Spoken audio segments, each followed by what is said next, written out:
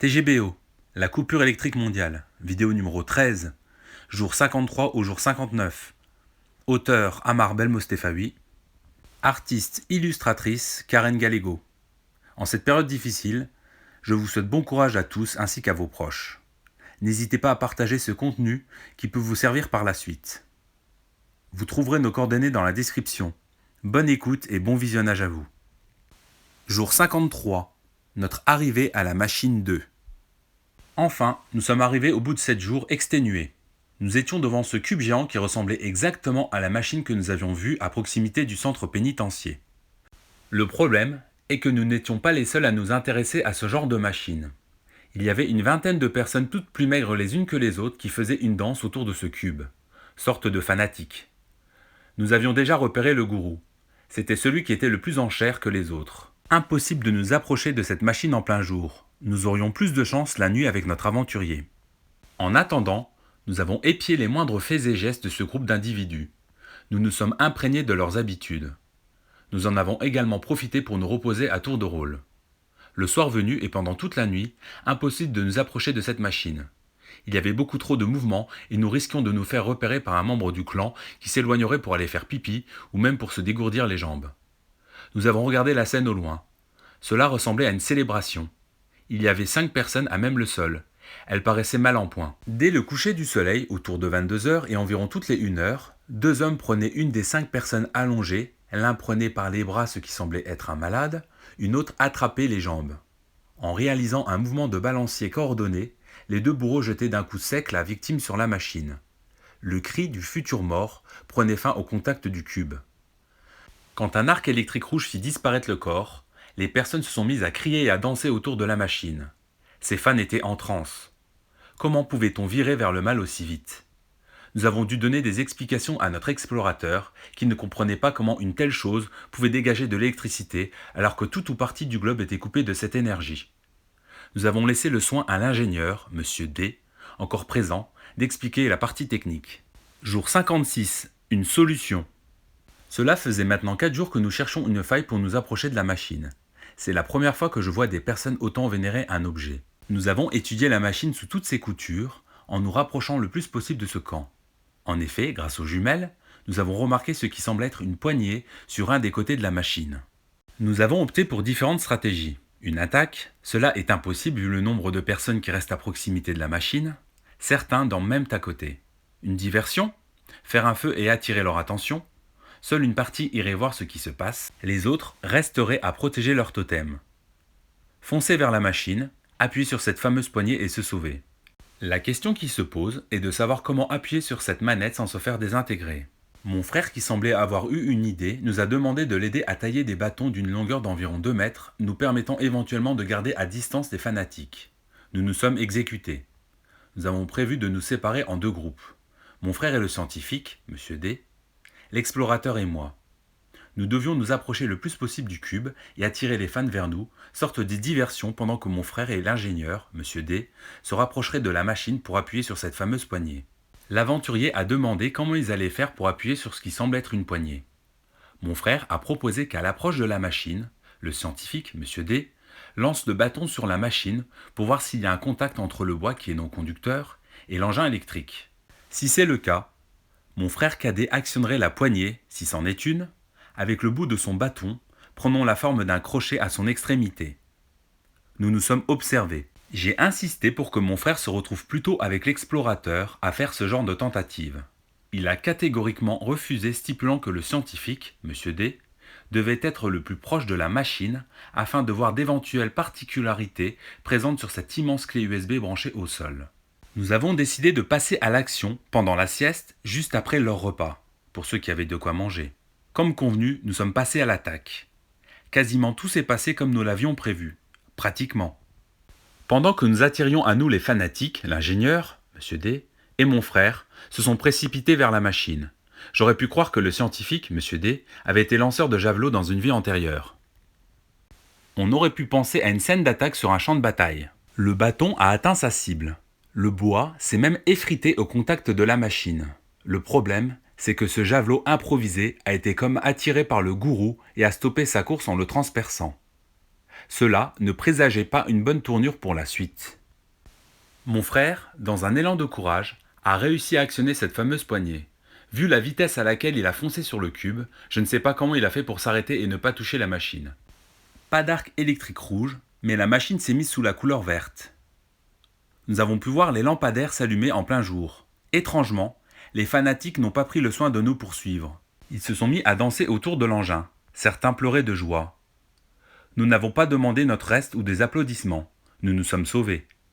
Quand nous nous sommes rejoints, mon frère a mis une claque derrière la tête du scientifique, M. D, pour le féliciter. Son lancer de bâton avait eu un double effet. Le scientifique, M. D, nous a dit que maintenant, il pouvait tenter d'entrer en contact avec d'autres centres, afin de voir si d'autres avaient réalisé les mêmes démarches que nous. Il nous fallait trouver une prise pour recharger son téléphone portable. Il a sorti un calepin qui ressemblait à un annuaire.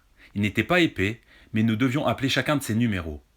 Nous n'avons pas trouvé meilleur endroit qu'un fast-food à proximité du centre psychiatrique pour recharger son téléphone portable sans se faire remarquer. Nous sommes restés dans ce bâtiment en nous disant que nous pouvions nous faire attaquer à tout moment par les fanatiques ou par un autre groupe qui voudrait également se brancher au secteur. Nous avions trouvé comment rétablir l'électricité dans tout le quart nord-ouest du pays. Quelle fierté, moment de gloire et d'euphorie pour nous. Il fallait juste espérer que personne ne trouverait le moyen d'appuyer de nouveau sur cette poignée pour couper le jus. Nous avons réussi à contacter un camp militaire à proximité de ce cube. Au bout de la deuxième sonnerie, nous sommes parvenus à joindre un haut gradé. Le scientifique, M. D, a expliqué la situation. Sous les conseils de l'explorateur, il n'est pas entré dans le détail pour expliquer comment nous avons fait pour redonner l'électricité à une partie de la population. Au bout d'un quart d'heure au téléphone, le haut gradé ainsi que d'autres militaires nous ont indiqué qu'ils arrivaient afin de sécuriser les lieux sous maximum 2 heures. Il a demandé à l'ingénieur, M. D, de les attendre et de se manifester à leur arrivée. En fait, pour ne rien vous cacher, nous avons laissé le scientifique M. D parler. Nous avons gardé le silence pour une raison stratégique. C'était la première fois que je voyais le scientifique M. D sourire. Il nous a dit que nous avions accompli notre mission, que tout allait revenir à la normale. L'explorateur, mon frère et moi, nous nous sommes dévisagés. Nous n'avons pas du tout pensé la même chose que ce chercheur, M. D. Le doute subsistait. Nous avons fini par échanger sur le rôle de ces machines envoyées sur Terre. Est-ce que c'était un test ? Qui voulait voir ce que nous allions faire de ces cubes ? Le scientifique, M. D, nous a confirmé que si cette machine permet d'obtenir de l'électricité gratuite, que si nous activons toute machine sur le globe, nous pourrions avoir de l'électricité gracieusement pour tout le monde. L'explorateur a souligné que c'est ce qui risque d'être problématique. Avoir de l'électricité gratuite provoquerait la fin d'un système économique basé sur le capitalisme et la dépendance du peuple. Nous avons proposé aux scientifiques, M. D, d'accueillir les militaires seuls. Nous voulions voir quelle réaction ils auraient en arrivant sur les lieux et nous voulions voir de qui ils seront accompagnés. En attendant, mon frère s'amusait à composer d'autres numéros de l'annuaire. À un moment, en appelant un autre centre de recherche au Canada, il a eu une tonalité. Au bout d'une dizaine de sonneries, nous pensions tomber sur un répondeur. Une femme a décroché. Étonnés, nous avons demandé à qui nous avions affaire. Quand elle nous a donné son nom et son prénom, nous avons compris que nous étions tombés sur un homonyme, ou du moins une femme portant le même prénom qu'une chanteuse canadienne. Elle s'est mise à rire au téléphone en nous signalant que c'était bien elle. Hormis le fait d'être chanteuse, elle avait fait de hautes études en informatique. Nous comprenions qu'une femme chanteuse, et de surcroît informaticienne, avait trouvé une machine avant nous, et surtout, elle avait trouvé le moyen de mettre en fonction ces étranges cubes. Nous lui avons indiqué notre démarche, et nous avons expliqué être entrés en relation avec des militaires afin de rétablir la situation sur tout le pays. L'informaticienne a eu le même sentiment que nous. Cela n'était pas une bonne idée car les États pourraient mettre la main sur ces machines et décider de nouveau couper le courant en les détruisant. Elle nous a expliqué avoir mis en fonction 3 machines depuis la coupure d'électricité globale. Elle a fait part de sa découverte à d'autres collègues scientifiques de confiance et a pu repérer les autres machines présentes au Canada. Elle a même réussi à répertorier les autres machines sur le globe.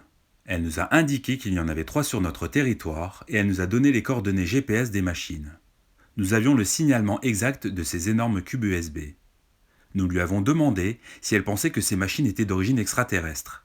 Elle a répondu sans hésiter qu'elle n'en avait aucune idée, mais que ces drôles d'engins étaient capables de se défendre si on les agresse. Elles sont terrifiantes car elles peuvent à la fois nous donner l'électricité, mais elles sont capables de supprimer des vies. Elle a vu de ses yeux des personnes se diriger vers les machines comme attirées par elles. Les individus avaient des regards vides et allaient toucher ces cubes, provoquant ainsi leur mort instantanée. Nous avons tout de suite fait le rapprochement avec les dires du défunt psychiatre, Monsieur E, et notre expérience vécue à proximité de la prison. Nous aussi, nous avions remarqué que des personnes ayant des troubles de l'humeur se rapprochaient de ces machines comme aimantées pour mettre fin à leur jour. L'informaticienne a dit qu'une fois les machines mises en marche, elles peuvent encore attirer des personnes suicidaires et qu'il n'était pas possible d'avoir un contact direct avec les mains ou un matériau conducteur d'électricité.